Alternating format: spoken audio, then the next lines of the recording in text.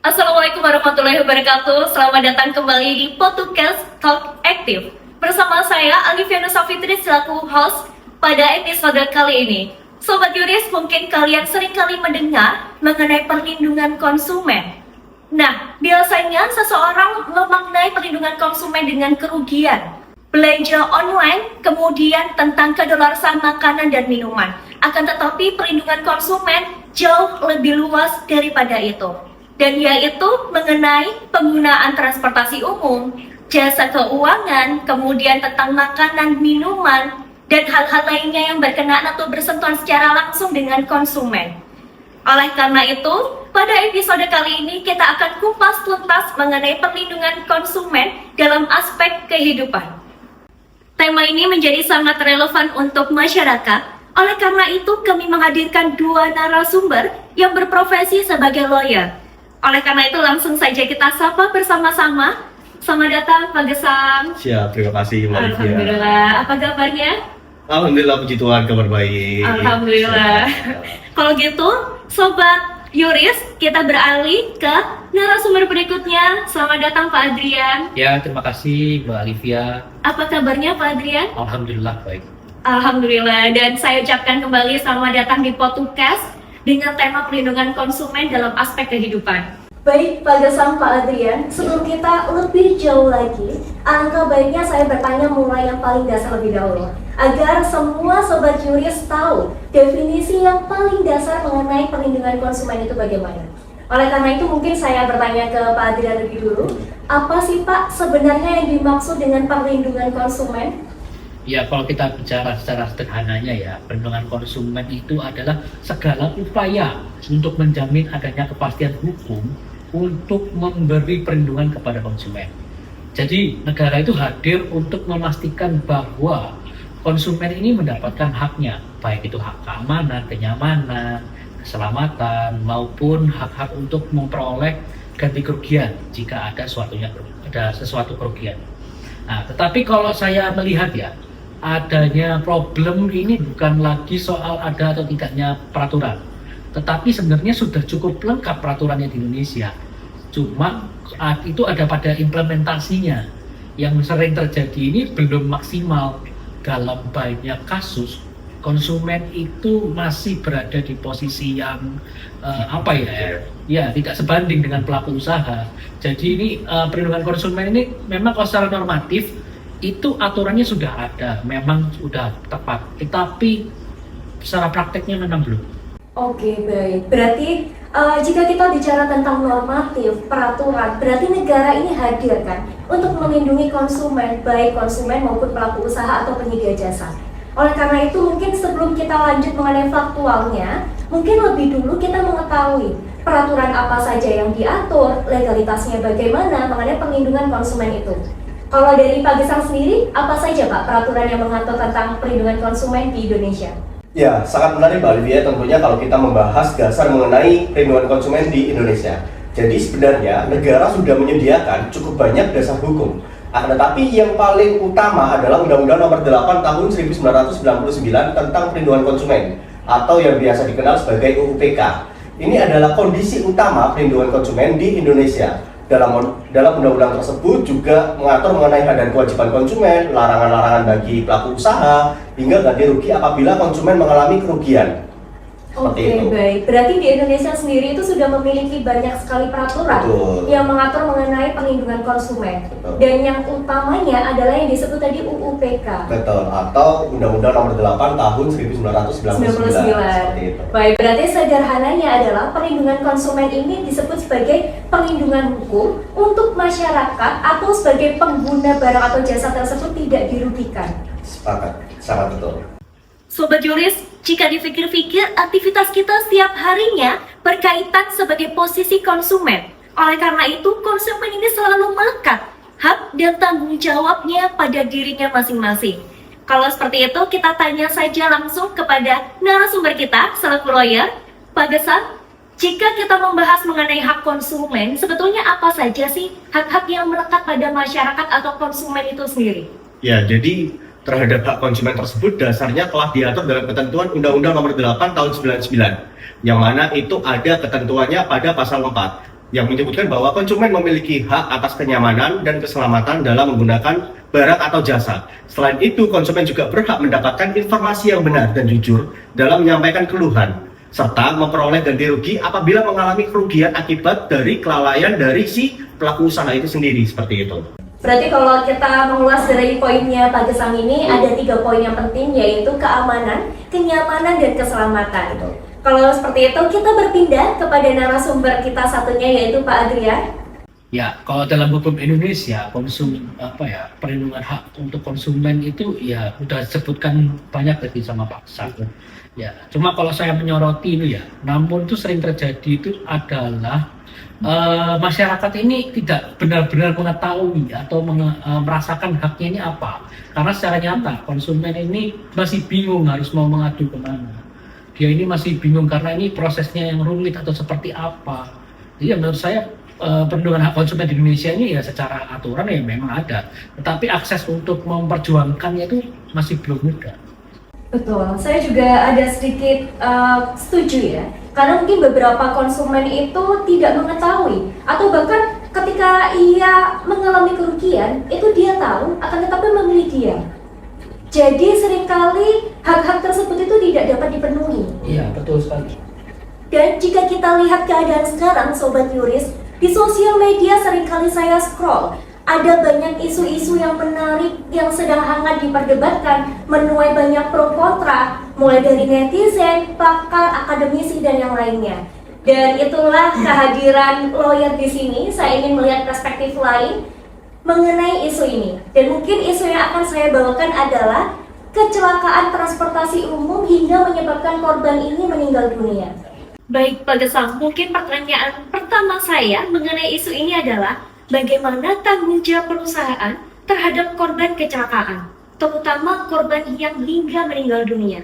Oke, jadi pada dasarnya perusahaan transportasi ya wajib bertanggung jawab atas keselamatan penumpang itu sendiri. Ketika terjadi suatu kecelakaan, tanggung jawab itu dapat berupa penanganan korban, biaya pengobatan, hingga santunan.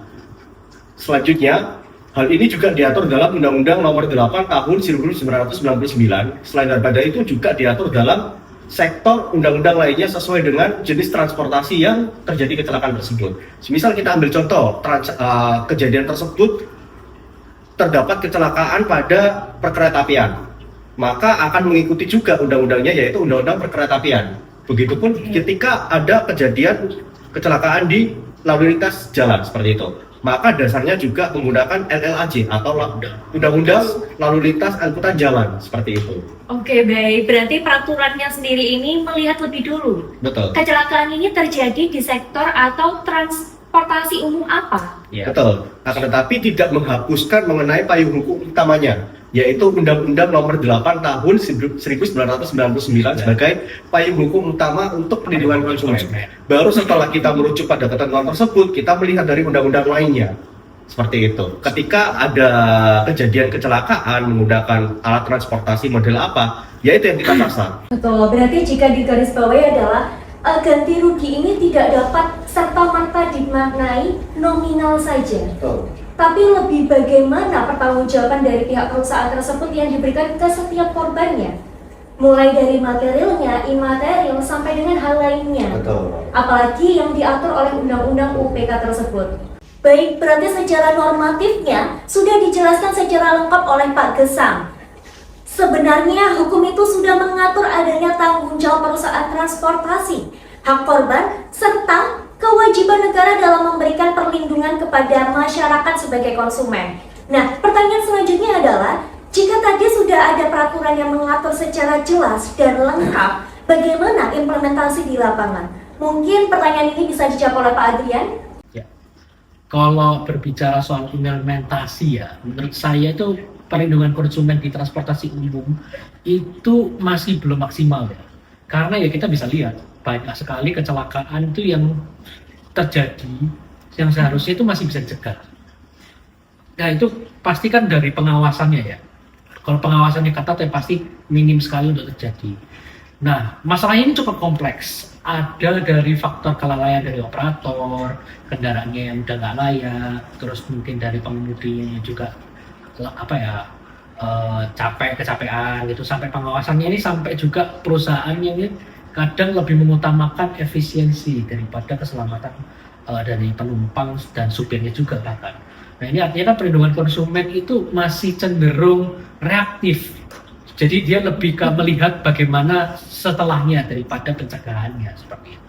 Oke, berarti jika saya pahami ya Pak Adrian, perlindungan konsumen ini atau keselamatannya bukan menjadi prioritas implementasi di lingkungan sekitar ya. Oleh karena itu berarti ada beberapa hal yang menjadi kendala korban ataupun keluarga korban ini untuk memperoleh haknya. Nah itu kira-kira apa saja yang menjadi kendala itu? Ya, kalau faktanya ya itu cukup sering banyak kendala ya dari keluarga korban dan korban sendiri itu mengalami kejadian itu masih kesulitan administratif, kurang bisa memahami prosedur cara klaimnya, terus nggak punya pendampingan hukum yang memadai juga gitu. Bahkan ya ada situasi di mana itu keluarga korban itu sedang masih berduka, tetapi dalam kondisi duka tersebut itu mereka tetap harus menghadapi birokrasi yang bisa dibilang cukup panjang ya. Ya itu untuk memperoleh haknya itu menunjukkan bahwa sistem perlindungan konsumen di negara kita ini masih belum sepenuhnya optimal lah. Bisa bilang belum humanis juga, atau terhadap kondisi-kondisi korban ini masih belum responsif seperti itu. Oke, baik, bisa dipahami. Mungkin sebelum saya beralih kepada Pak Gesang, tadi Pak Adrian sudah menjelaskan mengenai implementasi di lapangan itu seperti apa. Terus kemudian yang kedua adalah kendala apa yang dialami oleh korban dan keluarganya. Atau betul seperti itu Pak Adrian? Ya, betul, soal implementasi dan kendala-kendalanya saya jelaskan. Iya, betul sekali. Karena jika kita melihat kendala dan sebagainya itu tentunya berkaitan dengan apa yang melatar belakangnya. Dan jika saya telisiki, kita juga riset mengenai cuitan-cuitan di luar sana melalui akademisi, praktisi dan lain sebagainya. Bahkan juga seorang konsumen layaknya umumnya, itu apa sih yang melatar belakangi hal tersebut? Maksud saya di sini apakah ada kelalaian? Apakah ada lemahnya pengawasan atau bahkan ada faktor lain yang melatar belakangi hingga hal ini bisa terjadi sehingga ini sungguh kompleks. Bagaimana menurut Pak Gesang? Oke, jadi kalau menurut hemat saya Mbak Olivia ya, peristiwa seperti ini tidak bisa dilihat hanya sebagai kelalaian individu semata. Akan tetapi biasanya ada faktor yang lebih kompleks seperti lemahnya pengawasan, kemudian manajemen risiko yang tidak optimal, dan juga faktor dari operasional seperti itu. Jadi kemungkinan kegagalan sistem keselamatan itu perlu adanya evaluasi. Tidak boleh hanya fokus mencari siapa yang salah, tetapi juga memastikan mengenai standar keselamatan dan mitigasi risiko yang benar-benar dijalankan secara maksimal atau optimal seperti itu. Betul, saya juga sepakat karena kita ketahui bersama bahwasanya setiap pelayanan publik, transportasi umum dan sebagainya itu memiliki standard of care. Bagaimana standar itu diterapkan, bagaimana mitigasi resiko sampai dengan manajemen resiko itu didistribusikan atau sampai diperoleh oleh setiap konsumen, korban hingga yang lainnya.